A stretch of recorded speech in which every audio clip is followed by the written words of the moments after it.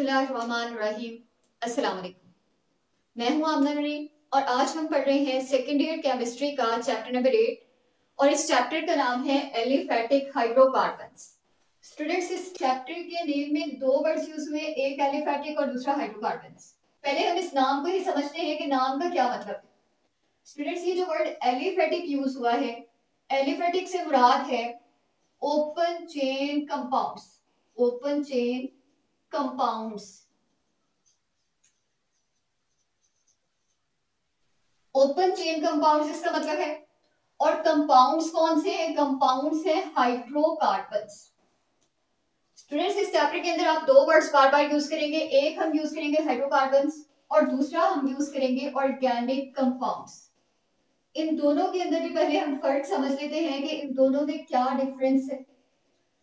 अब देखिए, जो वर्ड हाइड्रोकार्बन्स है, हाइड्रोकार्बन से मुराद है वो तमाम कंपाउंड्स जिनके अंदर सिर्फ और सिर्फ कंपाउंड्स जिनके अंदर सिर्फ और सिर्फ कार्बन और हाइड्रोजन पाया जाता हो, यानी कि सिर्फ दो एलिमेंट्स हो जिनमें से एक को कार्बन और दूसरे को हाइड्रोजन कहते हैं, कोई तीसरा एलिमेंट इनके अंदर ना पाया जा रहा हो, ये कंपाउंड्स हाइड्रोकार्बन्स कहलाएंगे। नाम से भी पता चल रहा है, फर्स्ट वर्ड हाइड्रो यानी हाइड्रोजन और सेकंड पार्ट जो है कार्बन यानी कि कार्बन, तो कार्बन और हाइड्रोजन पाया जा रहा होगा। जबकि ऑर्गेनिक कंपाउंड्स वो तमाम कंपाउंड्स हैं जिनके अंदर कार्बन, हाइड्रोजन और इसके अलावा कुछ दूसरे एलिमेंट्स भी पाए जाते हैं, जैसे कि ऑक्सीजन, नाइट्रोजन, सल्फर वगैरह। या फिर इसको हम यूं भी कह सकते हैं, compounds of carbon, hydrogen and their derivatives, यानी वो कंपाउंड्स जिनमें कार्बन और हाइड्रोजन तो पाया ही जा रहा हो, लेकिन इसके साथ ही साथ उसके अंदर कोई एक दो और एलिमेंट्स शामिल कर लें और उससे ड्राइव होने वाले नए कंपाउंड्स को भी फिर क्या कहेंगे? ऑर्गेनिक कंपाउंड्स ही कहेंगे। इन कंपाउंड्स के अंदर कार्बन और हाइड्रोजन दोनों पाए जाते हैं और हाइड्रोकार्बन्स में भी कार्बन और हाइड्रोजन दोनों पाए जा रहे हैं, यानी कि हाइड्रोकार्बन्स को ऑर्गेनिक कंपाउंड्स भी कहा जा सकता है। हाइड्रोकार्बन्स भी ऑर्गेनिक कंपाउंड्स ही हैं, लेकिन जो ऑर्गेनिक कंपाउंड्स हैं ये हाइड्रोकार्बन्स नहीं कहला सकते, इनको हम हाइड्रोकार्बन्स नहीं कह सकते। यानी कि अगर मैं ऑर्गेनिक कंपाउंड्स कहूं तो तब भी आपके माइंड में यही आएगा कि वो कंपाउंड्स हैं जिनमें कार्बन और हाइड्रोजन है और इसके अलावा कुछ एलिमेंट्स और भी हो सकते हैं। और अगर मैं हाइड्रोकार्बन्स कहूं तो तब भी आपके माइंड में यही आना चाहिए कि compounds of carbon and hydrogen. और स्टूडेंट्स, ये दोनों वर्ड्स काफी दफा यूज होंगे, इसलिए पहले इनको एक्सप्लेन किया मैंने। अब हम चलते हैं इसी चैप्टर के अंदर कौन कौन से टॉपिक्स या सब टॉपिक्स हैं जो हम पढ़ेंगे। तो स्टूडेंट्स, इस चैप्टर में जो हम टॉपिक्स पढ़ेंगे उनको मैं यहाँ लिस्ट बना रही हूँ उनकी। टॉपिक के अंदर हाइड्रोकार्बन्स को पढ़ेंगे और हाइड्रोकार्बन्स चार तरह के होते हैं। हाइड्रोकार्बन्स की चार टाइप्स हैं, जिनमें से अल्केन्स, नंबर 2 पे अल्कीन्स, नंबर 3 पे अल्काइंस, नंबर 4 पर एरोमेटिक हाइड्रोकार्बन्स भी हैं। एरोमेटिक हाइड्रोकार्बन्स या एरोमेटिक कंपाउंड्स भी पाए जाते हैं। तो ये चारों टाइप्स हैं हाइड्रोकार्बन्स की। ये वो कुछ टॉपिक्स हैं जो हाइड्रोकार्बन्स के अंदर हम पढ़ेंगे और आज के इस चैप्टर में यानी चैप्टर नंबर 8 में पहले तीनों टॉपिक्स को डिस्कस किया गया है, जबकि जो फोर्थ टॉपिक है ये चैप्टर नंबर 9 है जो कि इस पे कंप्लीट लिखा गया। चैप्टर नंबर 8 के ये तीनों टॉपिक्स हैं और इन टॉपिक्स की जो सब हेडिंग्स आएंगी उनमें से एक हेडिंग जो बार बार हम पढ़ेंगे वो है नॉमेनक्लेचर। हम इन तमाम टॉपिक्स का यानी अल्केन्स का, अल्कीन्स का और अल्काइंस का नॉमेनक्लेचर पढ़ेंगे। नॉमेनक्लेचर से मुराद है कि इन तमाम टॉपिक्स के जो कंपाउंड्स होंगे उनको नाम कैसे दिए जाएंगे ये हम पढ़ेंगे। नंबर 2 पे इसी चैप्टर के अंदर इन टॉपिक्स की जो सब हेडिंग्स हैं उनमें से एक टॉपिक हम बार बार पढ़ेंगे और वो टॉपिक होगा मेथड्स ऑफ प्रिपरेशन। प्रिपरेशन के कौन कौन से मेथड्स हैं वो हम पढ़ेंगे और मेथड्स ऑफ प्रिपरेशन हम अल्केन्स के भी पढ़ेंगे, अल्कीन्स के और अल्काइंस के भी पढ़ेंगे।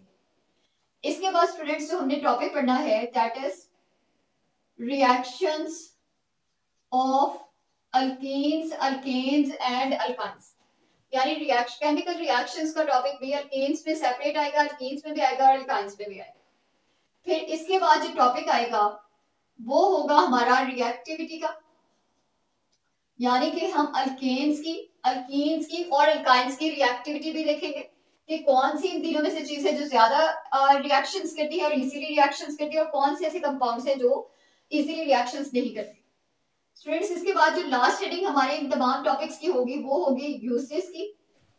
ये वो कुछ टॉपिक्स हैं जो हम इस चैप्टर के अंदर पढ़ेंगे, लेकिन जो हमारे चैप्टर का फर्स्ट टॉपिक है वो है classification of hydrocarbons. Classification of hydrocarbons, organic compounds.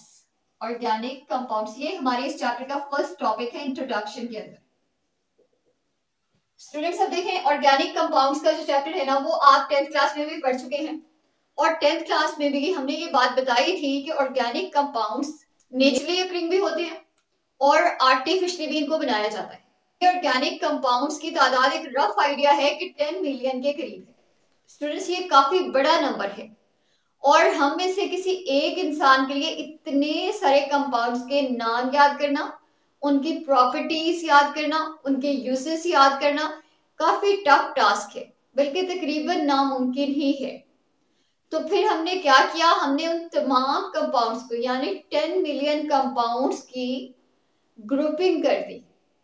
उन कंपाउंड्स को जिनकी प्रॉपर्टीज, जिनके स्ट्रक्चर्स, जिनके नेम्स और जिनके यूजेस तकरीबन एक जैसे थे उनको एक ग्रुप में डाल दिया, और फिर दूसरे ग्रुप में और तीसरे ग्रुप में, और इस तरह से हमने कुछ ग्रुप्स बना दिए, तमाम कंपाउंड्स को क्लासिफाई कर दिया। क्लासिफिकेशन का क्या मतलब है? क्लासिफिकेशन का मतलब है grouping of compounds, of organic compounds कह लें या फिर कंपाउंड्स कह लें। अब देखें जो हमारे पास ऑर्गेनिक कंपाउंड्स हैं, तमाम ऑर्गेनिक कंपाउंड्स वो दो तरह के हो सकते हैं। उनमें से एक तो वो टाइप है जिसको हम कहते हैं open chain compounds. Open chain compounds है, ओपन चेन कंपाउंड्स है। अब ओपन चेन कंपाउंड्स वो तमाम कंपाउंड्स होंगे कि जिनके अंदर कार्बन की लंबी चेन हो, और इस लंबी चेन के अंदर फर्स्ट कार्बन और लास्ट कार्बन ये दोनों फ्री हो, ये किसी चीज से जुड़े हुए ना हो। इस तरह के कंपाउंड्स को ओपन चेन कंपाउंड्स कहा जाता है, और इन्हीं कंपाउंड्स को एक दूसरा नाम एसाइक्लिक कंपाउंड्स का दिया जाता है। एसाइक्लिक कंपाउंड्स का दूसरा नाम इनको दिया जाता है। अब देखिए हमारे कुछ कंपाउंड्स हैं जिनमें मैंने कहा फर्स्ट और लास्ट कार्बन अटैच नहीं है, जबकि कुछ दूसरे ऐसे भी कंपाउंड्स हैं जिनका फर्स्ट और लास्ट कार्बन एक दूसरे के साथ जुड़ा हुआ है। अब इन दोनों बातों को मैं आपको यहाँ एक्सप्लेन करती हूँ। देखिए मेरे पास एक ये कंपाउंड है जिसके अंदर टोटल 4 कार्बन एटम है, और इन चारों कार्बन एटम के साथ वैलेंसी पूरी करने के लिए कुछ हाइड्रोजन जुड़े हुए हैं, और ये चारों कार्बन एटम्स में से अगर मैं इसको फर्स्ट कह दूं और इसको लास्ट कार्बन कह दूं तो ये कार्बन भी किसी और कार्बन से नहीं जुड़ा हुआ, और ये लास्ट कार्बन भी आगे किसी और कार्बन से नहीं जुड़ा हुआ, यानी कि इसका फर्स्ट और लास्ट कार्बन फ्री है। इसी वजह से इस कंपाउंड को मैं क्या कहूंगी? ओपन चेन कंपाउंड्स कहूंगी, ओपन चेन कंपाउंड कहूंगी। जबकि अगर मैं एक और एग्जांपल लिखूं और उस एग्जांपल में भी मैं 4 ही कार्बन एटम्स लिखूं, लेकिन इन चारों कार्बन एटम में से देख लें तमाम के तमाम कार्बन एटम्स अपने दोनों तरफ किसी और कार्बन से जुड़े हुए हैं। कोई भी ऐसा कार्बन इन चारों में से नहीं है कि जो किसी एक एंड से फ्री हो, और इसी वजह से वो तमाम कंपाउंड्स जिनका लास्ट कार्बन एटम या फर्स्ट कार्बन एटम फ्री ना हो बल्कि एक दूसरे से लिंक्ड हो, इस तरह के कंपाउंड को क्लोज्ड चेन कंपाउंड कहा जाता है। क्लोज्ड चेन कंपाउंड कहा जाता है। अब स्टूडेंट्स यहाँ कार्बन तो मैंने लिख दिया, लेकिन इनकी वैलेंसी पूरी करने के लिए हाइड्रोजन मैंने साथ नहीं लगाया था, तो वो मैं अब लगा देती हूँ।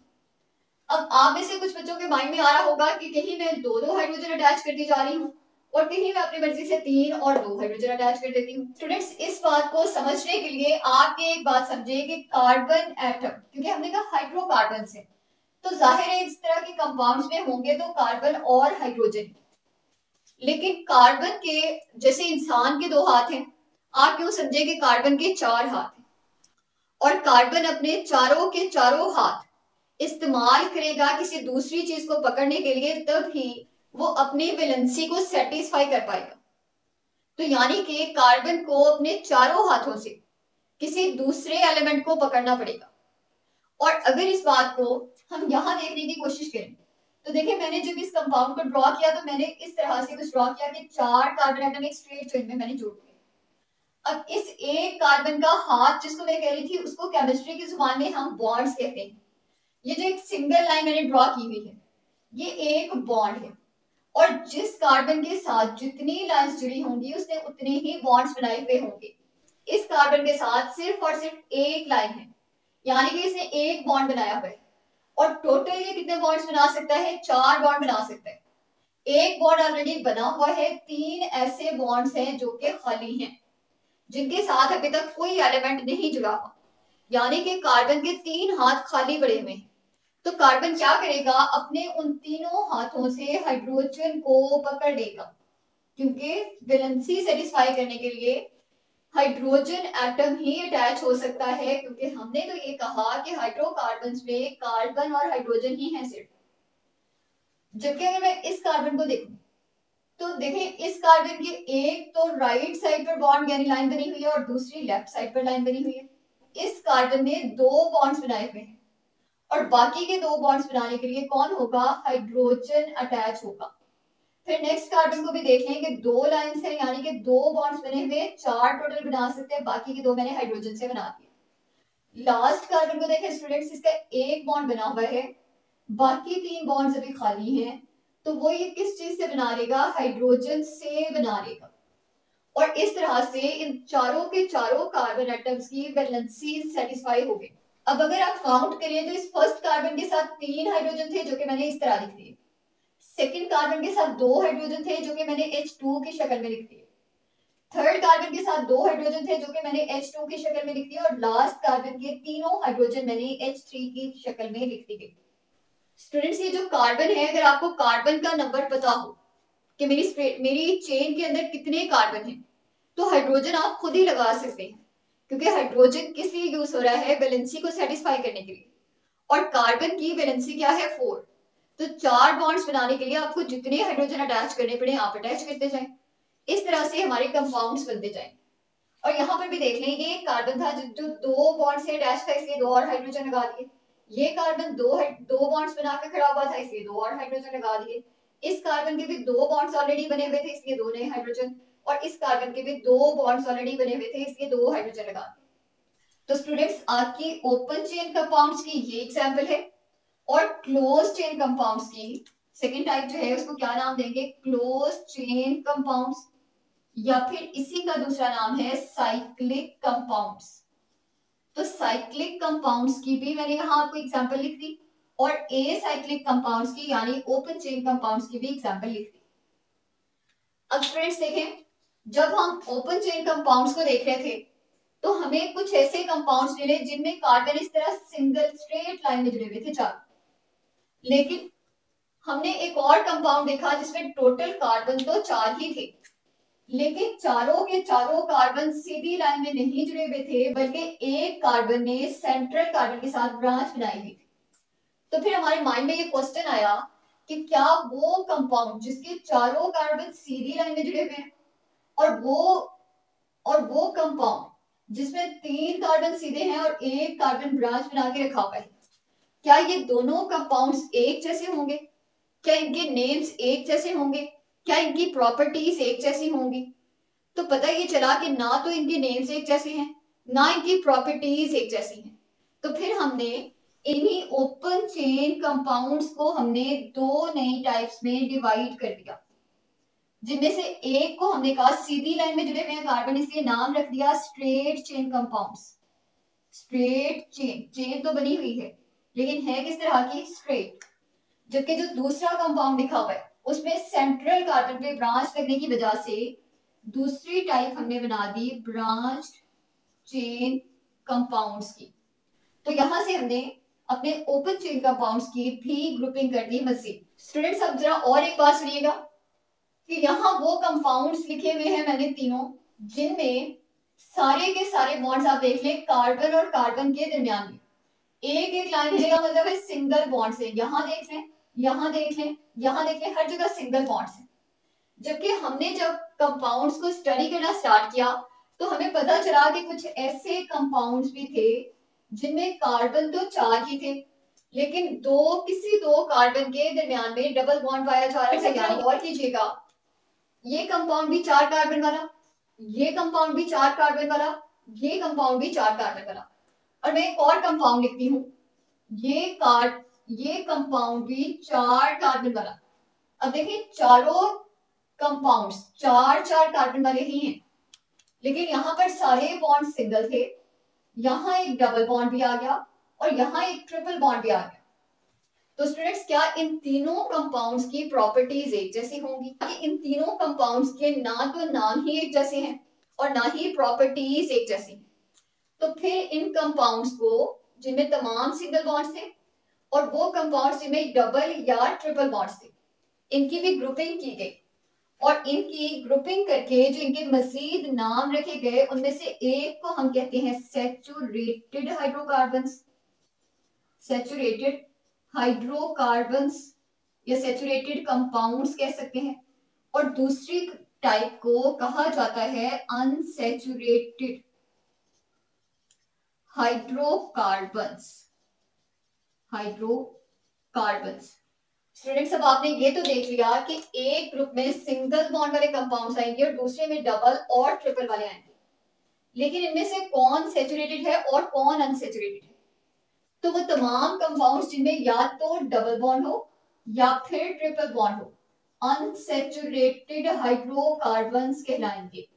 जबकि वो तमाम कंपाउंड्स जिनमें तमाम बॉन्ड सिंगल हों, वो क्या कहलाएंगे? वो सैचुरेटेड हाइड्रोकार्बन्स कहलाएंगे। तो स्टूडेंट्स, ये है हमारे वो नेक्स्ट ग्रुप्स जो कि हमने नंबर ऑफ बॉन्ड्स की बेसिस पर बना दिए। स्टूडेंट्स, दूसरी तरफ हमारे पास क्लोज चेन कंपाउंड्स हैं और ये क्लोज चेन कंपाउंड्स में एक कंपाउंड तो यहां लिखा हुआ है कि एक और कंपाउंड कुछ ऐसे भी नजर आता है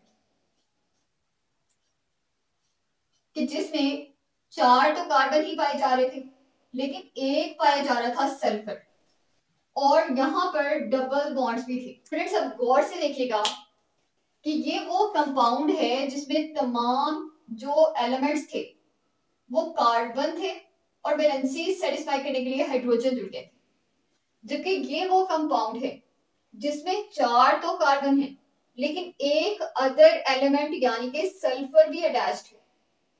तो स्टूडेंट्स, क्या फिर इन दोनों कंपाउंड्स की प्रॉपर्टीज, इनकी नेम्स, इनकी टाइप एक जैसी हो सकती है? तो ऑब्वियसली इनकी टाइप एक नहीं हो सकती। तो फिर इस तरह के कंपाउंड्स को, हैं तो दोनों साइक्लिक, देख लें इसमें भी कहीं कोई एलिमेंट किसी एक एंड से भी फ्री नहीं है और इसमें भी बिल्कुल ऐसे ही है। तो क्या फिर इन दोनों क्लोज्ड चेन कंपाउंड्स को हम एक जैसा समझ सकते हैं? तो हम इनको एक जैसा समझ नहीं सकते। इसी वजह से क्लोज चेन कंपाउंड्स की भी ग्रुपिंग कर दी गई और क्लोज चेन कंपाउंड्स भी फिर 2 ग्रुप्स में डिवाइड हुए, जिनमें से एक को होमोसाइक्लिक कंपाउंड्स जबकि दूसरी टाइप को हेट्रोसाइक्लिक कंपाउंड्स कहा जाता है। ये तो हमें पता चला कि इनमें से कोई एक होमो होगा और कोई एक हेट्रो होगा, लेकिन कौन होमो होगा और कौन हेट्रो होगा? तो होमो वर्ड का मतलब होता है सेम, वो साइकिल जिसमें पाए जाने वाले तमाम एलिमेंट सेम टाइप के हों, होमोसाइक्लिक कंपाउंड्स कहलाएंगे। जबकि वो कंपाउंड्स जिनमें पाए जाने वाले तमाम एलिमेंट्स एक जैसे ना हो, बल्कि कोई और एलिमेंट भी अंदर पाया जा रहा हो, उनको हेट्रोसाइक्लिक कंपाउंड्स कहा जाता है। और हमने स्टडीज के दौरान देखा कि ये दोनों कंपाउंड्स भी साइक्लिक ही हैं, लेकिन मैं एक और कंपाउंड लिखती हूं तो हमने देखा कि वो कंपाउंड भी साइक्लिक कंपाउंड ही है, लेकिन इस कंपाउंड के अंदर 6 कार्बन एटम है और 6 कार्बन एटम एक दूसरे से जुड़ते वक्त अल्टरनेटिव सिंगल और डबल बॉन्ड बनाकर जुड़े हुए हैं। अल्टरनेटिव सिंगल और डबल बॉन्ड से मुराद है एक bond single, next bond double, फिर सिंगल, फिर डबल, फिर सिंगल और फिर डबल। अब देखें, ये भी साइक्लिक कंपाउंड है, ये भी साइक्लिक कंपाउंड है, और ये भी साइक्लिक कंपाउंड है। यहाँ देखें, यहाँ पे नो डबल बॉन्ड्स, यहाँ पे डबल बॉन्ड्स, और डबल बॉन्ड्स भी अल्टरनेटिव। साइक्लिक तो ये भी है और साइक्लिक ये भी है। तमाम एलिमेंट्स इसमें भी कार्बन है और तमाम एलिमेंट्स इसमें भी कार्बन है। लेकिन जब हमने इन दोनों की प्रॉपर्टीज को स्टडी किया तो पता चला इन दोनों की प्रॉपर्टीज एक दूसरे से नहीं मिलती।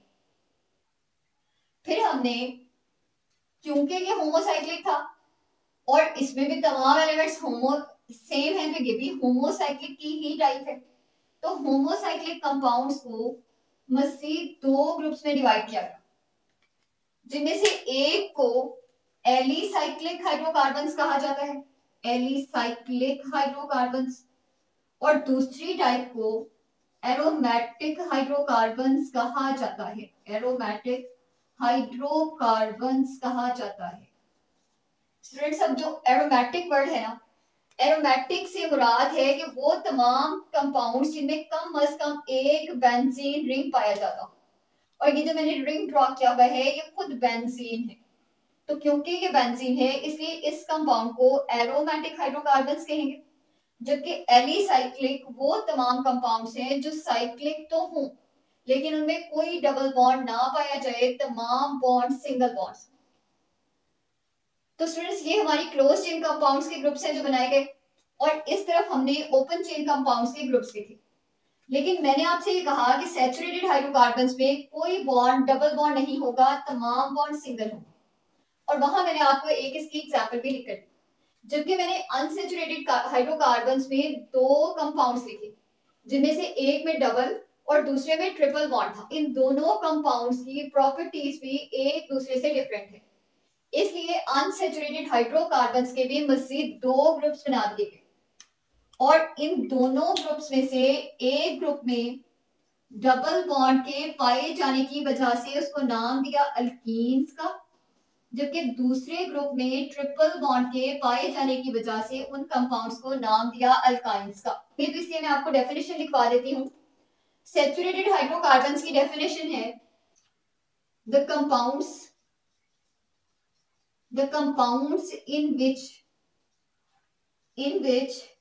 which valencies of carbon atom are fully satisfied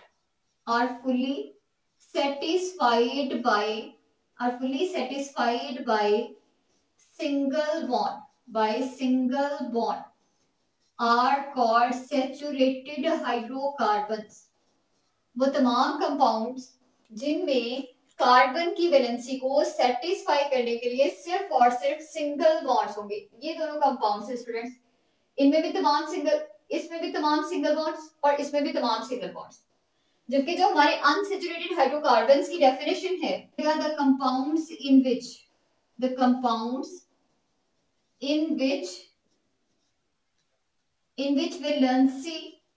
in which valencies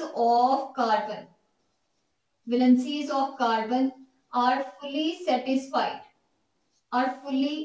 satisfied by double or a triple